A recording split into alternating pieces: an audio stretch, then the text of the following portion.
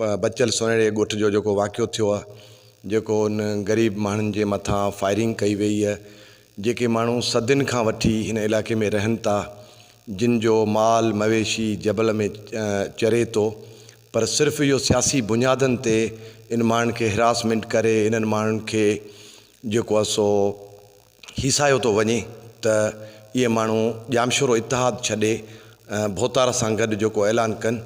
पर माण्हुनि जी हिमत हाणे कोस्तान जो माण्हू सुजाग थी वियो आहे। कोस्तान जो माण्हू पंहिंजे हक़ ऐं सच जी ॻाल्हि करे थो।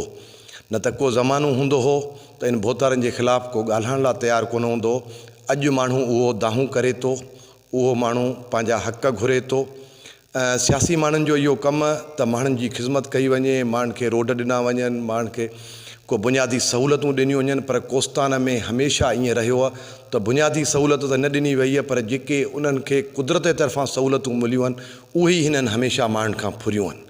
हाणे जेके माण्हू सदियुनि खां वठी उन जबलनि में रहनि था, सदियुनि खां वठी उन माण्हुनि जा घर ॿार बच्चा उन्हनि जा मवेशी उन जबल में चरनि था, अॼु हुननि खे इहे शयूं यादि आयूं आहिनि त उन ग़रीब माण्हुनि जे मथां फायरिंगूं कराए, उन्हनि जे नियाणियुनि जे मथां फायरिंगूं कराए, जबल तां उन्हनि जो जेको मवेशी आहे माल आहे उहो उतां डोड़ाए कढनि था, सिर्फ़ु इन जे करे। जीअं हिते असां वटि अरब शिकारी अचनि था, हिते शिकार कनि था, उन टाइम हिननि खे खीरथर नेशनल पार्क विसरियो वञे थो त ही को खीरथर नेशनल पार्क आहे। छो जो अरब वॾियूं वॾियूं हिननि खे गाॾियूं ॾियनि था, हिननि खे सहूलियतूं ॾियनि था, उन्हनि लाइ को कानून कोन्हे। बाक़ी कानून आहे त हिन ग़रीब माण्हुनि लाइ। असां ॼामशोरे इतिहाद जा जेके बि दोस्त आहियूं, असां इन ॻाल्हि जी मज़म्मत करियूं था त अहिड़ा अमल थियण न खपनि। माण्हूअ खे जीअण ॾिनो वञे ऐं माण्हूअ खे पंहिंजे आज़ादीअ तरीक़े सां जीअण ॾिनो वञे। जेके इन्हनि जा इहे हरकतूं आहिनि, जेके इन जा प्राइवेट गार्ड जेके सरकारी गाॾियुनि में वेही ग़रीब माण्हुनि जे मथां फायरिंगूं कनि था, ग़रीब माण्हुनि खे तंग था कनि, इहा शइ बंदि कई वञे, बंदि कई वञे, न त इन्हनि जा नतीजा ख़राबु निकिरंदा। कोस्तान जे माण्हू खे दॿाए या पुलिस जे थ्रू या वाइल्ड लाइफ जे थ्रू कोस्तान जे माण्हू खे हिसाए वोट वठियो वेंदो आहे।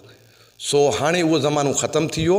हाणे तव्हां अगरि माण्हू तव्हां पाण तरफ़ ऐलान करणु चाहियो था त उन माण्हुनि खे बुनियादी सहूलियतूं ॾियो, उन माण्हुनि खे रोज़गार ॾियो, उन माण्हुनि खे सिहत ॾियो, उन माण्हुनि खे पाणी ॾियो, पोइ भले उहे माण्हू तव्हां वटि वञनि। पर ईअं जीअं तव्हां माण्हुनि खे झुकायो था, जीअं तव्हां माण्हुनि खे जेको माण्हुनि जे घरनि जे मथां बचनि जे मथां फायरिंग करायो था, या उन्हनि जी तव्हां चोरियूं था करायो, या सोलर प्लेटूं चोरियूं था करायो, या तव्हां उन्हनि जा माल चोरी था करायो, या तव्हां उन्हनि जा इन्वेटर चोरी था करायो, इहा ॻाल्हि हाणे बंदि थियणु खपे।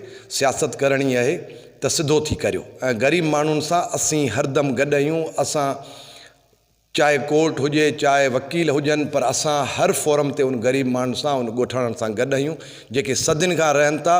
जबलनि ते बि इन्हनि माण्हुनि जो हक़ जेके सदियुनि खां उते रहनि था।